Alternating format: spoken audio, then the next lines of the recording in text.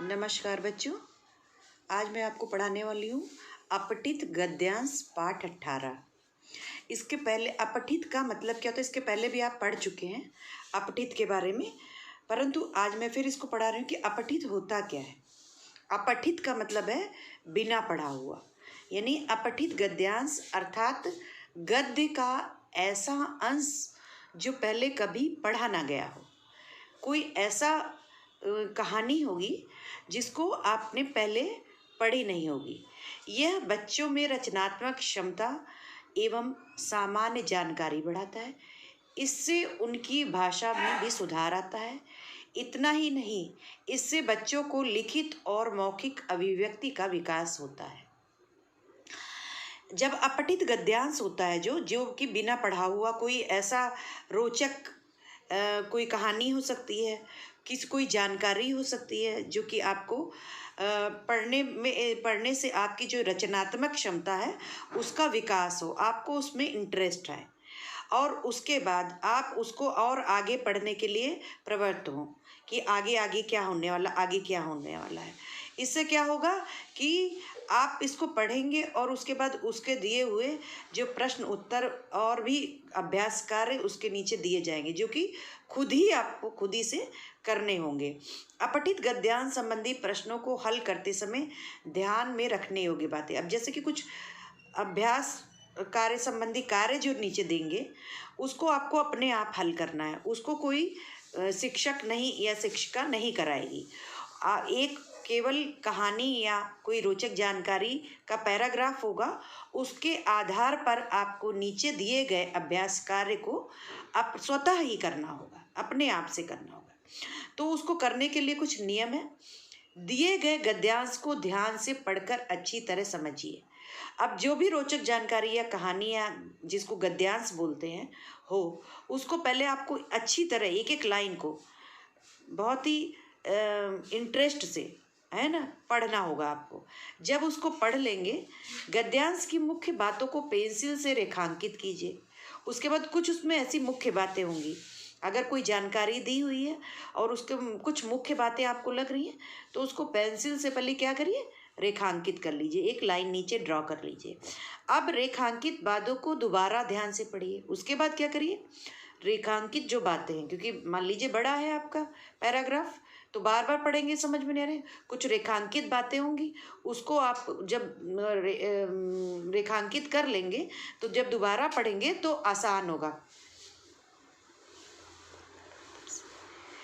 दिए गए प्रश्नों को पढ़कर गद्यांश से उनके सही उत्तर ढूंढिए। उसके बाद प्रश्न जो नीचे दिए होंगे उसके उत्तर उसी जो है गद्यांश में दिए होंगे ऊपर, तो वो प्रश्न पहले पढ़िए और उसके बाद उसी में से आंसर ढूंढिए और फिर आप उसको अपने शब्दों में मिला करके उसको लिखें। सही उत्तर मिलने पर उन्हें अपनी शब्दावली में सुंदर तथा सटीक रूप से लिखिए। अब जस का तस नहीं लिखना है आपको, अब जो पूछा गया है उसी के अनुसार उत्तर देना है, तो कुछ अपने भी शब्द उसमें सम्मिलित करेंगे, फिर उसका आप उत्तर देंगे। गद्यांश का शीर्षक पूछे जाने पर उचित शीर्षक दीजिए और उसके बाद उस गद्यांश का एक शीर्षक होगा, जैसे किसी कहानी का नाम होता है ना, उस गद्यांश का शीर्षक होगा, तो वो शीर्षक क्या हो सकता है, सभी में शीर्षक जरूर पूछते हैं। तो उस कहानी को पढ़ने के बाद जो आपको उस कहानी का नाम समझ में आ रहा हो, जो शीर्षक समझ में आ रहा हो, वो दीजिए। पहले पढ़ा ना गया गद्यांश अपठित गद्यांश कहलाता है। जैसे कि जो भी आपकी बुक में दिया गया है वो पहले कभी पढ़ा ही ना हो आपने, तो उसको कहा जाता है अपठित गद्यांश, जिसको पहले कभी पढ़ा नहीं गया हो। कुछ ऐसे ही उदाहरण के तौर पर आपको एक गद्यांश पढ़कर बता रहे हैं। नीचे कुछ अपठित गद्यांश एवं उनके उत्तर दिए जा रहे हैं। जैसे पहला है, महात्मा बुद्ध मुस्काए और मधुर स्वर में बोले, मैं तो ठहर गया, भला तू कब ठहरेगा। अंगुलीमान ठगा सा रह गया, उसने भगवान बुद्ध की तरफ देखा। महात्मा बुद्ध के चेहरे पर दृढ़ विश्वास था, बड़ी शांति थी, उनकी आंखों में करुणा थी। अंगुलीमान जिन लोगों को रोकता था वे थर थर कांपते थे, उन्हें सताने में उसे बड़ा मजा आता था। लेकिन यह दुबला पतला सन्यासी तो उससे बिल्कुल नहीं डर रहा था। वह बोला, हे सन्यासी, तुम्हें बिल्कुल डर नहीं लगता? देखो, मैंने कितने लोगों को मारकर उनकी अंगुलियों का माला बनाई है। अगर मैं चाहूँ तो तुम्हें डैश डैश डैश। अब ये जो है गद्यांश आपने ध्यान से सुना होगा। अब इसको पढ़ने में मज़ा भी आ रहा होगा। आप सोच रहे होंगे आगे और क्या हो सकता है, परंतु इसे बहुत बड़ा ना करके छोटा सा पैराग्राफ होगा। अब नीचे कुछ क्वेश्चन दिए हैं, उसके आंसर इसी में छिपे हैं। जैसे महात्मा बुद्ध के चेहरे पर कैसा भाव था, तो इसमें देखिए लिखा हुआ है महात्मा बुद्ध के चेहरे पर कैसा भाव था। तो यहाँ पर महात्मा बुद्ध के चेहरे पर दृढ़ विश्वास था, बड़ी शांति थी। तो क्या अपने आप इसको अब किस तरह लिखेंगे? महात्मा बुद्ध के चेहरे पर दृढ़ विश्वास और शांति थी। एज इट इज़ आंसर न लिख के हमने इसको अपने शब्दों में पिरो करके आंसर को लिखा। अब ये आंसर सुंदर लग रहा है और सटीक लग रहा है। दूसरा क्वेश्चन है, इसको आप इसी पैराग्राफ में से ढूंढ करके आंसर को अपने आप से लिखेंगे। ये कहीं पर कोई भी पैराग्राफ हो सकता है जो कि आपने कभी पढ़ा ना हो, ऐसी कुछ कहानी हो सकती है। महात्मा बुद्ध से अंगुलीमान से क्या कहा? महात्मा बुद्ध ने अंगुलीमान से क्या कहा? तो क्या कहा था महात्मा बुद्ध ने? मैं तो ठहर गया, भला तू कब ठहरेगा? क्या कहा था अंगुलीमान से? मतलब महात्मा बुद्ध कह रहे हैं मैं तो ठहर गया, भला तू कब ठहरेगा? ये इसका आंसर है।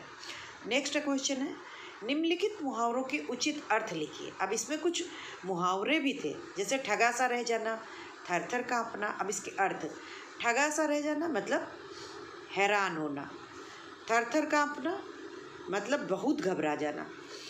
सन्यासी देखने में कैसा लग रहा था? तो सन्यासी देखने में दुबला पतला लग रहा था। निम्नलिखित में से व्यक्तिवाचक और भाववाचक संज्ञा छांट कर लिखिए। महात्मा बुद्ध शांति, अंगुलीमान करुणा, है ना? तो इसमें व्यक्तिवाचक और भाववाचक संज्ञा को छांटना है। तो व्यक्तिवाचक क्या है?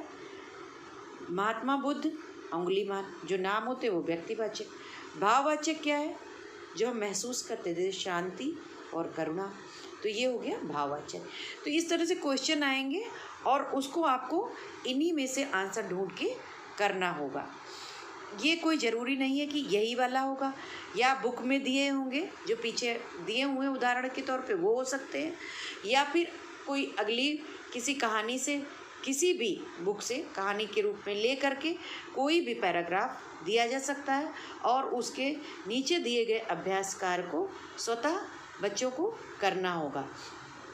एज इट इज़ लिखने पे आपको नंबर कम मिलेंगे और आप अपने शब्दों में पिरोकर आंसर को लिखने की कोशिश करेंगे, तो ही रचनात्मकता का हमें एहसास होगा कि बच्चे कुछ अपने आप से क्रिएटिव वर्क कर रहे हैं, उनको कुछ इसमें समझ में आ रहा है और इससे आपके जो है मानसिक विकास होगा। तो इसको खुद ही से करने की कोशिश करें, बार बार करें।